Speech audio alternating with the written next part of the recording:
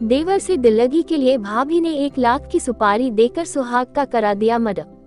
कई बार आशिकी के सामने शादी के 7 फेरे भी फीके पड़ जाते हैं। शादी के पवित्र बंधन पर खून के दाग लग जाते हैं।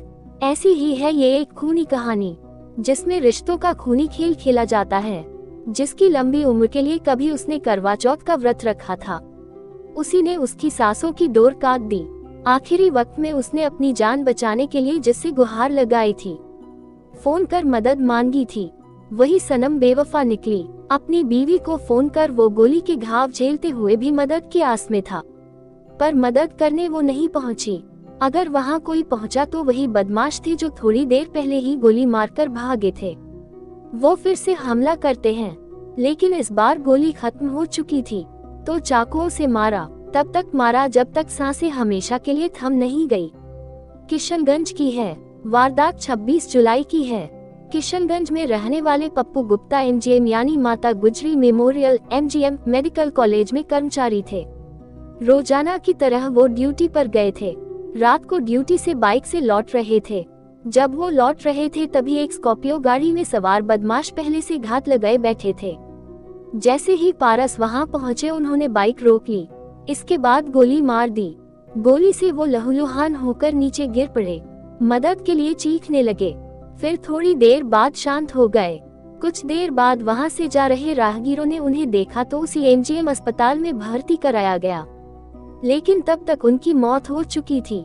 इस घटना की जानकारी मिलते ही पारस गुप्ता की पत्नी पिंकी गुप्ता रोते बिलखते हुए वहां पहुंची। काफी देर तक रोते हुए बताया कि उनके पति से किसी की कोई बड़ी दुश्मनी नहीं थी। हो सकता है कि लूटपाट के इरादे से उनकी हत्या की गई हो। पत्नी ने ये भी बताया कि जब उन्हें गोली लगी थी तब घायल अवस्था में उन्होंने मुझे फोन किया था।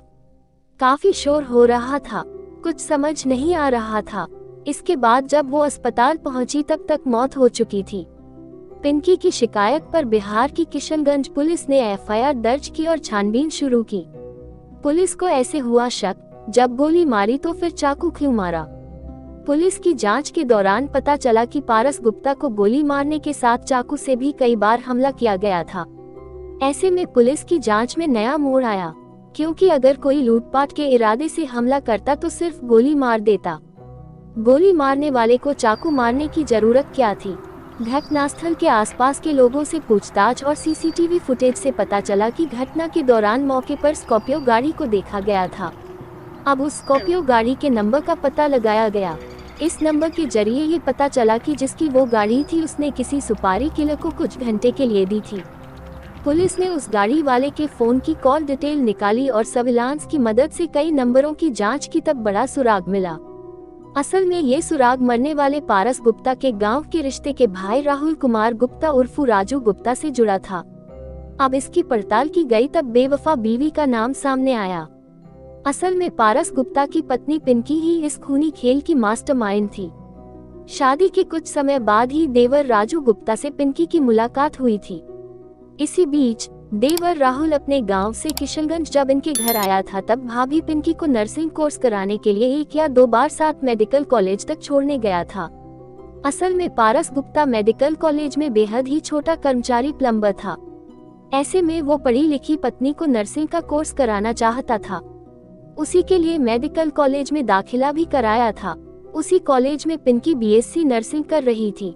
कई बार देवर राहुल उसे छोड़ने भी गया था, लेकिन बाहरी दुनिया को ये पता नहीं था कि दोनों के बीच सिर्फ देवर भाभी का ही रिश्ता नहीं है, बल्कि दोनों उस रिश्ते की डोर को काफी पहले लंघ चुके थे।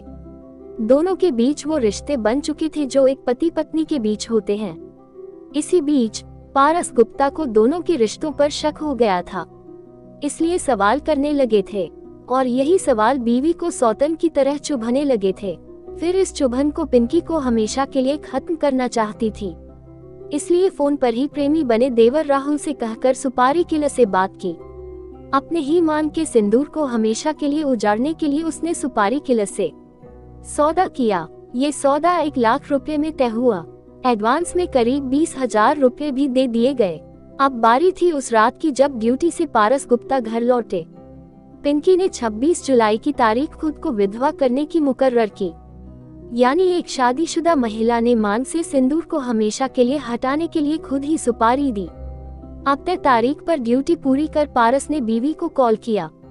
उसने बताया कि वो घर लौट रहा था, पर क्या पता था कि वो अपनी मौत को सूचना दे रहा है।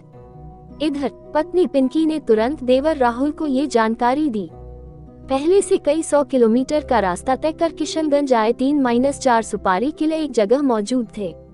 जैसे ही पारस गुप्ता वहां पहुंचा, उसे रोका गया और गोली मार दी गई। खून से लहूलुहान होकर वो गिर गया। मरने से पहले आखिरी उम्मीद लिए बीवी को फोन मिलाया।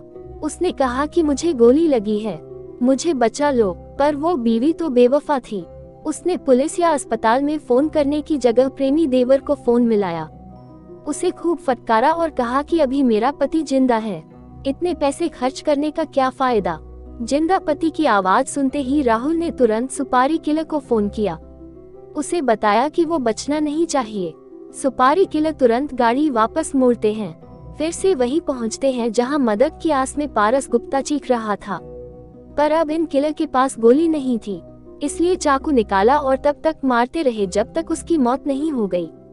अब किशनगंज पुलिस ने इस खूनी खेल का खुलासा करते हुए घटना वाले दिन दहाड़ मारकर पति की मौत पर रोने और आंसू निकालने वाली बीवी पिंकी गुप्ता, इसके प्रेमी राहुल कुमार गुप्ता और एक सुपारी किलर को गिरफ्तार कर लिया। वीडियो अच्छी लगी हो तो मेरे चैनल को लाइक और सब्सक्राइब जरूर करना। धन्यवाद।